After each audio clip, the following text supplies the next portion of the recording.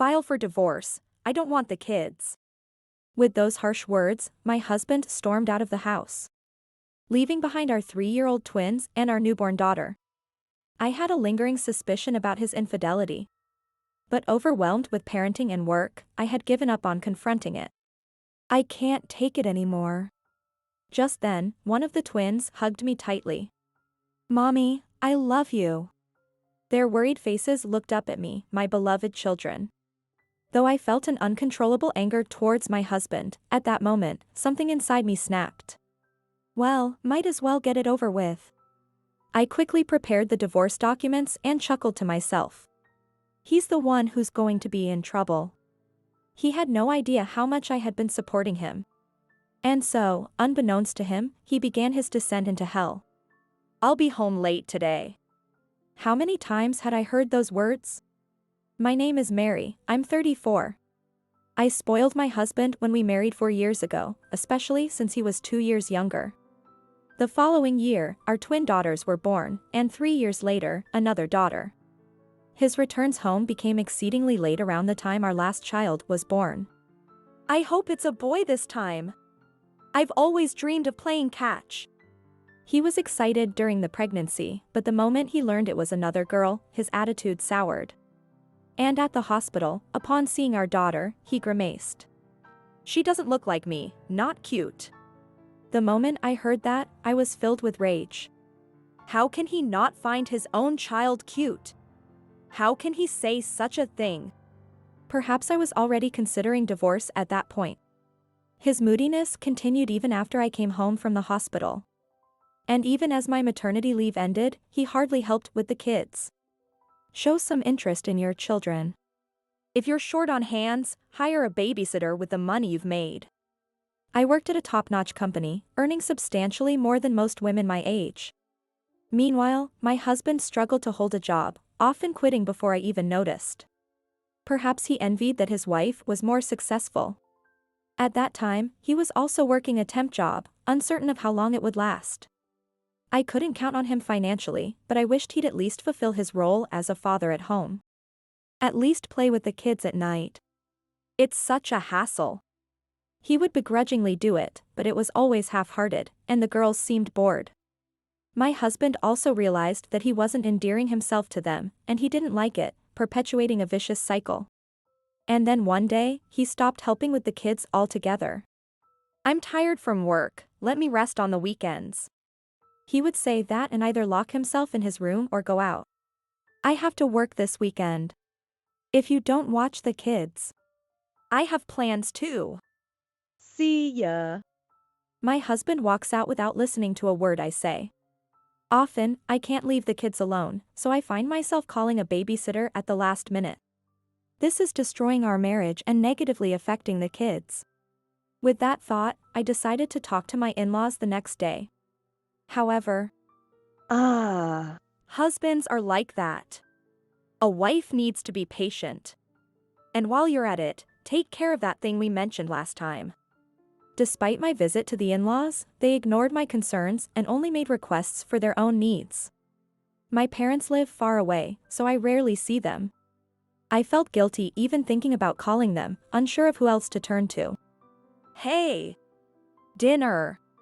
When I got home in the evening, a disheveled room and my husband in his pajamas awaited me. The only solace was seeing my children, who had been playing listlessly with toys, suddenly smile brightly at me. "Where have you been all this time?"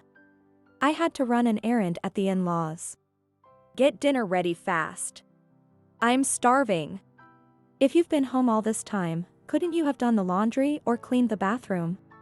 There's always something to do." But upon hearing this, my husband smirked arrogantly. "I've decided not to do anything for someone who lacks manners." "What do you mean?" "I cleaned the bathroom yesterday, and you didn't even thank me." "Didn't I say thank you?" "It's not about that, I want an allowance. At least $100. He held out his hand, gesturing expectantly. What is this man even talking about? I think I was staring off into the distance. That day, I was too tired and irritated, so I pulled him aside to the washroom where the kids couldn't hear and retorted. "I handle work, housekeeping, and child care, and you've never thanked me once. That's a wife's duty. Then what's your duty? I work too. Despite earning only $1,000 a month and not doing anything around the house, he had the nerve to say that. The argument continued for about an hour. Mommy, I'm hungry. The girls came calling, which snapped me out of it. My husband stormed out in a bad mood, but ignoring that, I quickly started preparing the meal. Amidst these tense days, I realized something. My husband is cheating.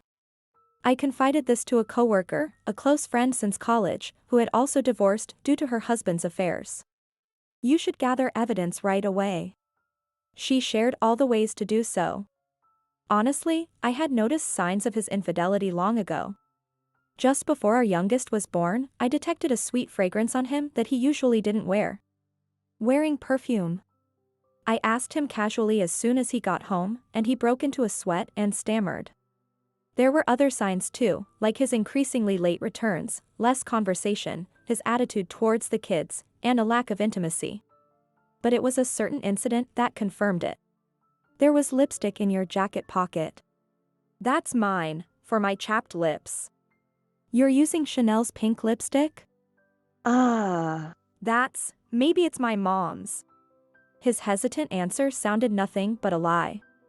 As my husband fled to the bathroom, muttering, "I'll take a shower," and stripping off his shirt, I caught a glimpse of something. What is that? Clearly, there were kiss marks in places usually hidden by clothes. I almost confronted him right then, but I thought better of it and decided to gather more evidence first. Take your time and warm up. I smiled sweetly, pretending I hadn't seen anything. The next day, when I returned home late from overtime, the girls were already asleep, and the house was wrapped in silence. There's something we need to talk about. Only the dining room light was on, and there my husband stood with some documents in hand. I can't take it anymore, let's get a divorce. What? File for divorce, I don't want the kids. Without waiting for my response, he handed me the divorce documents and left. Mommy. The sound of the door closing seemed to wake the twins, and they both looked at me with worried faces. It's okay, sorry for waking you. I told my daughters, but of course, things were far from okay. He's at his limit? That's my line. And what does he mean he doesn't want the kids? A mix of emotions swirled inside me, and I didn't even notice the tears spilling over. Mommy, we love you. Perhaps sensing something, they just said that and hugged me tightly. That moment brought me back to my senses. I can't go on like this. I can't let these little girls worry. I realized that as long as I have my children, I can be happy, and I should have done this from the start. Well, might as well prepare this. With a relieved expression, I declared this, and the girls smiled too, and that night we all slept soundly. The next morning, I went out early to prepare for filing the divorce documents and called a certain person. Yes, please go ahead with that. It's my husband who will be troubled. The person on the phone listened and took action on something I had been considering for a while. If my husband betrayed me, everything he depended on would come to an end.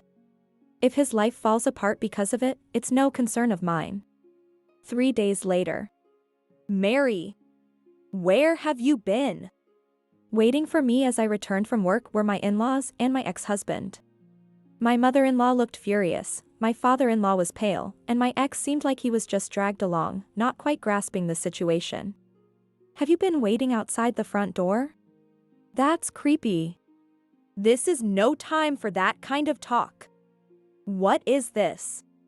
My mother-in-law thrust a letter at me. It's a notice from the lawyer. I can see that. What about it? She was red as a tomato, raising her voice in anger. I need to go pick up the girls, so I'm leaving. Bye.